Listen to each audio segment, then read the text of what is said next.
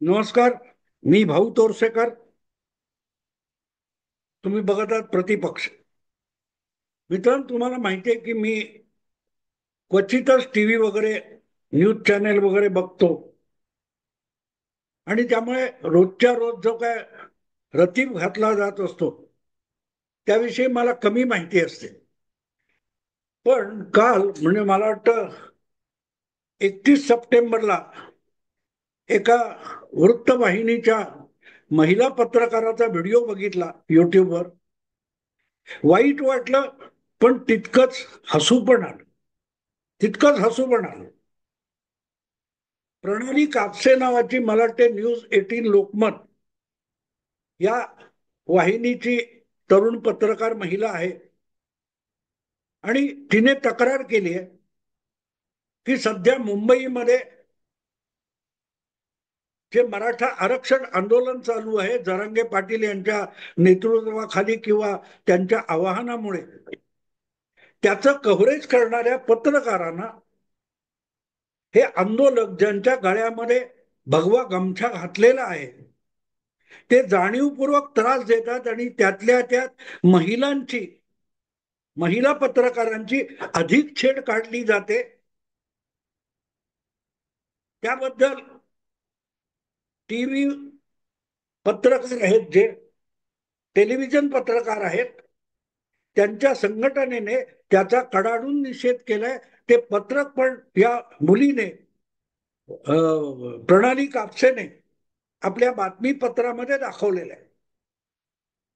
आणि याविषयी त्यांनी तिथे जाऊन, जिथे जरांगे पाटील आझाद मैदानावर उपोषणाला बसले, तिथे जाऊन जरांगे पाटील यांच्या कानावर सुद्धा ही तक्रार घातली. आणि त्यावर जरांगे पाटील यांनी जी दिलेली प्रतिक्रिया आहे ती पण बातमीत सांगितली. ही प्रणाली कापसे म्हणते की आम्ही त्यांना जो निषेध पत्र आहे संघटनेचं ते दिलं. त्यांनी त्यातला एक दोन ओळी वाचल्या आणि पत्रकारांना असा सल्ला दिला की आम्ही 4 दिवसासाठी मुंबईत आलेलो आहोत, तर थोडं सहन करा.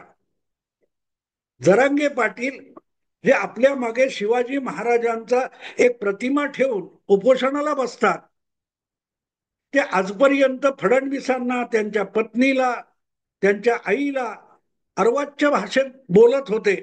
ते कौतुकाने दाखवणाऱ्या टेलिव्हिजनच्या पत्रकारांना किंवा इतर पत्रकारांना गंमत वाटत होती. गंमत वाटत होती हे मी आक्षेप म्हणून बोलतोय. याचं कारण असं की याविषयी मी सातत्याने तक्रार केली आहे की अनावश्यक हुल्लडबाजीचं जेव्हा तुम्ही कौतुक करता तेव्हा ती हुल्लडबाजी करणारे शेफारून जात असतात. ही जी तक्रार आहे आणि हे जे निषेध पत्रक आहे, एक बाजूने मी त्या निषेधाचं समर्थन करतो, निषेध झालाच पाहिजे. पण दुसऱ्या बाजूने ज्यांनी काही छेडखानी केली आहे त्यांना इतकं शेफारून कोणी ठेवलं याचा सुद्धा विचार त्या टेलिव्हिजन पत्रकारांनी केला पाहिजे, असं माझं ठाम मत आहे. तुम्ही ज्यांना डोक्यावर बसवताय, ज्यांच्या हुल्लडबाजीला आक्रमक आक्रमक झाले, त्या आक्रमणाचे भोचकारे तुमच्या अंगाला ओरखडे निघायला लागले, तेव्हा तुम्ही निषेध करता. ज्याला तुम्ही कालपर्यंत रोज बातम्यांमध्ये, अगदी अंतरवली सराटीतून तुमचे जरांगे पाटील निघाले नाहीत तेव्हापासून रोजच्या रोजच्या ज्या मराठी बातम्या आहेत त्या बघितलं तर एक शब्द सातत्याने वापरला गेलाय: भगवा वादळ, आरक्षणाचं वादळ, जरांगे वादळ मुंबईच्या दिशेने. या बातम्या कोण देत होतं? त्या बातम्या जरांगेने दिलेल्या नाहीत. जरांगेच्या बरोबर आलेल्या आणि हुल्लडबाजी करणाऱ्या कुणाही भगवा गमछा गळ्यात घातलेल्या तरुणांनी या बातम्या दिल्या नाहीत किंवा रंगवल्या नाहीत.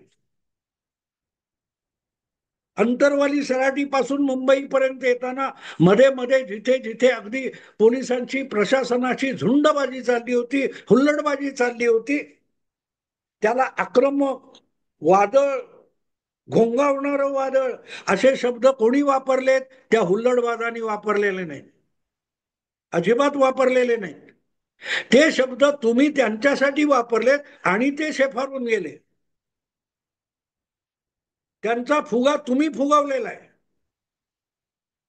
आणि वादळ येतं तेव्हा थोडीफार पडझड होणार हो. थोडीफार पडझड होणार. वादळ वादळ म्हणून तुम्ही ज्याला म्हणत होता, तिचे परिणाम झुळूक आल्यासारखे व्हावेत ही अपेक्षा करता येत नाही. अहो, साधी झुळूक सोडा, वावटळ म्हटली तरी पाला पाचोळा कागद कपटा उडून जातो. तुम्ही तर वादळ म्हणताय.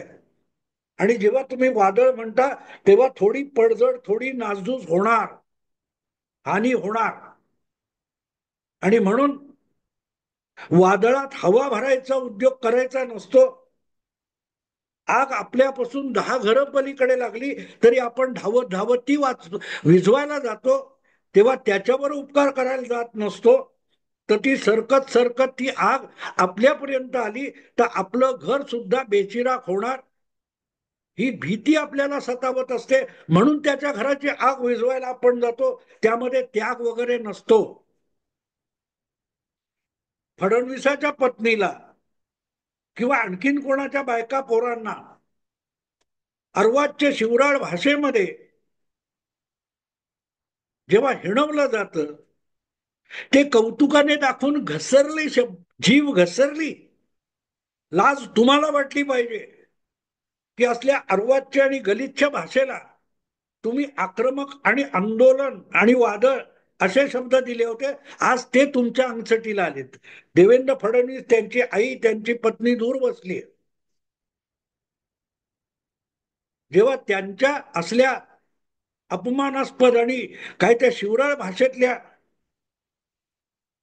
मानहानीला तुम्ही कौतुकाने बातमी म्हणून दाखवता, तेव्हा तुम्ही सांगत असता या आमच्यावर पण हल्ला करा, तुम्ही तर आक्रमक आहात. मग तुम्हा महिलांची छेड काढली गेली. पत्रकार म्हणून बघितलं जात नाही. महिला महिला असते. आणि म्हणून तुम्ही कुठलीही असो, शत्रू गोटातली सुद्धा असो, तिचा सन्मान ठेवणं ही शिकवण शिवाजी राजांनी दिलेली आहे. ती तेवढ्यासाठी दिलेली आहे. आज पत्रकार महिलांना विसरलात तुम्ही? विसरलात? 12-15 वर्षापूर्वीची गोष्ट आहे. तेच आझाद मैदान आहे. तिथे रझा अकादमीचा एक मोर्चा आला होता. रझा अकादमी. आणि त्यांनी एबीपी या नेटवर्कची ओबीव्ही व्हॅन, एबीपी माझा, त्यांची एक व्हॅन पेटवून दिली होती. बसेसवर दगडफेक केली होती. टाइम्स ऑफ इंडियाच्या इमारतीवर दगडफेक केलेली होती. याच प्रणाली कापसे म्हणतात ही सगळी गोष्ट छत्रपती शिवाजी महाराज टर्मिनस मध्ये झाली. तिथेच तिथेच महिला पोलिसांशी तसंच वर्तन झालं होतं. विसरलात तुम्ही? सगळे चॅनेलवाले विसरलेत. रझा अकादमीने जी रॅली घेतली होती त्यावेळेला जो दंगा झाला आझाद मैदान परिसर आणि शिवाजी महाराज टर्मिनस, तेव्हा ज्या महिला पोलिसांची छेड काढली गेली होती ती सुद्धा त्याच टर्मिनस मध्ये काढली गेली होती. तुम्ही पत्रकार आहात, त्या महिला पोलीस होत्या. झुंडी अशाच वागतात. पहिला अभ्यास करा की हे आक्रमण, आंदोलक, त्यांच्या अंगावर कुठचा रंग आहे किंवा कुठचा झेंडा आहे याला महत्व नसतं. झुंड ही झुंड असते. आणि त्या झुंडीला तुम्ही जेव्हा आंदोलन आणि वादळ ठरवता तेव्हा पडझडीला तयार राहावं लागतं. पडझडीला. आणि मला आठवतं रझा अकादमीने इतका उच्छाद मांडला तरीही धरपकड करायची हिंमत तात्कालीन पोलिसांनी केलेली नव्हती. आजही नाहीये. हे राजकारण आहे. आणि त्यामुळे कशाला वादळ म्हणायचं, कशाला आदळ आपट म्हणायचं याचाही विचार करा. बातम्या रंगवताना हे उलटून आपल्यावरच येईल, बुमरँग होईल. याचं भान तुम्हाला नव्हतं. याचं भान तुम्हाला नव्हतं. रझा अकादमीने जे काय केलं त्याविरुद्ध कुठलाही एक राज ठाकरे वगळला तर कुठलाही राजकीय नेता त्याचा निषेध करायला मैदानात उतरला नव्हता. आणि राज ठाकरेंनी मोर्चा काढला, त्याला पोलिसांनी परवानगी नाकारली, तरीही त्याने कायदा मोडून तो मोर्चा काढला होता. आणि हजारोच्या लाखोच्या संख्येने लोक त्यात हजर राहिले. त्याच्या आसाममध्ये पण हेडलाईनी झाल्या. किती पत्रकार राज ठाकरेच्या समर्थनासाठी तेव्हा गेले होते. एक राज ठाकरे महिला कॉन्स्टेबलच्या अब्रूसाठी ठामपणे उभा राहिला. तेव्हा रझा अकादमी आणि जरांगे पाटलांचं जे आंदोलन आहे याच्यातली झुंड ज्यांना ओळखता येत नाही त्यांनी पत्रकार होऊच नये. तुम्ही शेफारून ठेवलेले त्याचा परिणाम आहे. हे आक्रमक झाले, ते वादळ झाले, ते भडकले, ते आठवले, त्यांनी सुनावले, त्यांची अरे काय काय शब्द वापरताय. त्यातले दोन तोफेचे जेवढे तुमच्या अंगावर पडले, मग धडाडणं म्हणजे काय त्याचे निषेध करायला निघालात. आणि तक्रार महिला पत्रकारांचीच नाहीये, पत्रकारांना सुद्धा, कॅमेरामनला सुद्धा त्रास दिला असं त्यात म्हटलंय. आणि म्हणून मी महिला पत्रकार असं वेगळं काढत नाही. माझा मुद्दा साफ आहे की तुम्ही टाळ्या वाजवता तेव्हा चुकीच्या गोष्टीला टाळ्या वाजवून चालत नाही.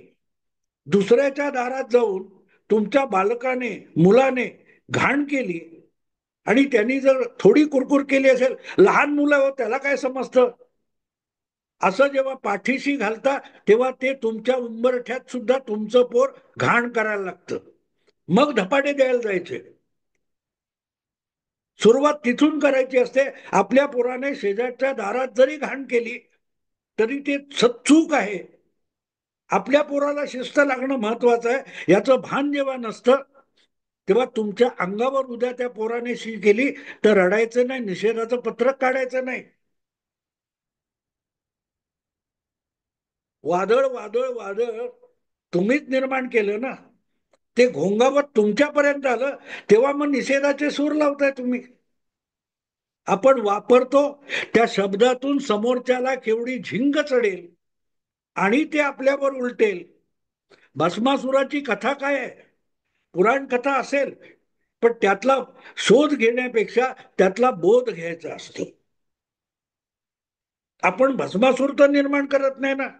आरक्षणाची मागणी बरोबर असेल, पण ज्या प्रकारचा धुमाकूळ घातला जातोय त्याला आंदोलन म्हणतात की हुल्लडबाजी म्हणतात. सवाल तो आहे. पण तुम्हाला गुदगुल्या होतात. तुम्हाला नको असलेला फडणवीस नावाचा मुख्यमंत्री त्याची कोंडी होत असेल तर इथला सगळा सेक्युलर पत्रकार खुश होतात. आज तुम्हाला त्याचे चटके बसायला लागले. ज्वालामुखी आहे. आता ज्वालामुखीने जेव्हा ती गरम गरम राख फेकायला सुरुवात केली आणि त्यातले चार खडे तुमच्या अंगावर पडले तेव्हा निषेधाची पत्रकं काढायला लागलात. आज जे कोणी गेले रझा अकादमीचा निषेध करायला तेव्हा किती पत्रकार गेले होते सांगा मला. टाइम्स ऑफ इंडियाच्या इमारतीवर दगडफेक झाली होती. घरून रॉकेलच्या बाटल्या घेऊन आले होते त्यावेळेला लोक. महिला कॉन्स्टेबल, कोणी पत्रकारांनी निषेध केला होता. त्याला आलेली ही फळ आहे. तुमचा सेक्युलरिझम जो पत्रकारितेतला आहे त्याला आलेली ही विषारी फळ आहे.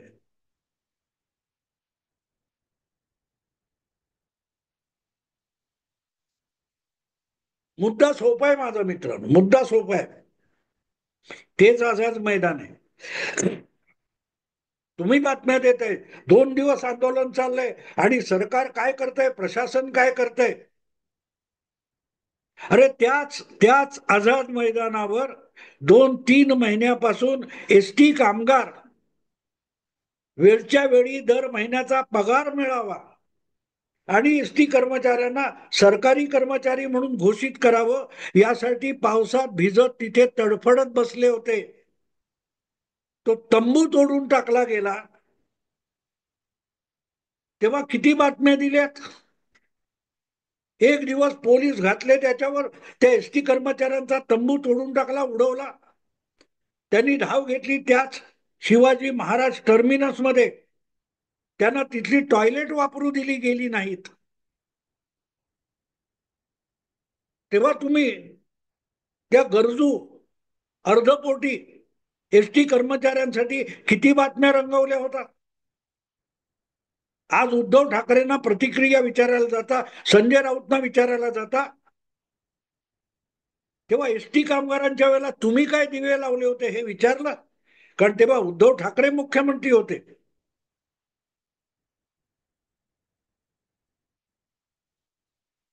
आज सुप्रियाताई गेलेत, आझाद मैदानावर गेल्या. सुप्रियाताई एसटी कर्मचारी सुद्धा आझाद मैदानावरच बसले होते आंदोलनाला. एक दिवस फिरकला होता तिथे. शेवटी कंटाळून त्यातले काही 100-150 सिल्वर ओक पर्यंत धावत आले. पण त्यांनी तुम्हाला घेरलं नव्हतं, लक्षात ठेवा.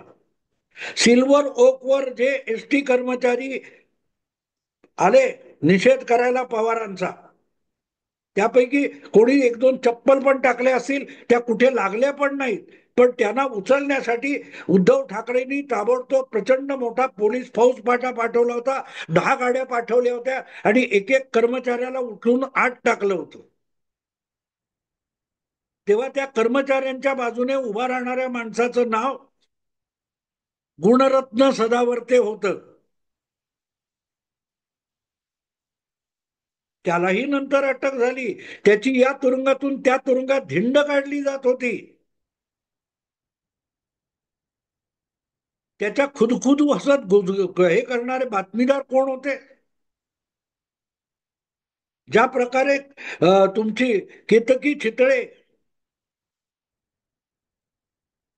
तिची धिंड काढली जात होती. इकडचे पोलीस झालं की तिकडचा काय तो एफ आय आर आहे त्यासाठी अटक करतायत. एका तुरुंगात जामीन मिळाला एका एफ आय आर वर, तर दुसऱ्या एफ आय आर वर अटक केली जात होती. या तुरुंगातून बाहेर पडला की दुसरे पोलीस ताब्यात घ्यायचे, साताऱ्याला घेऊन गेले, साताऱ्याचे बुलढाण्याला घेऊन गेले.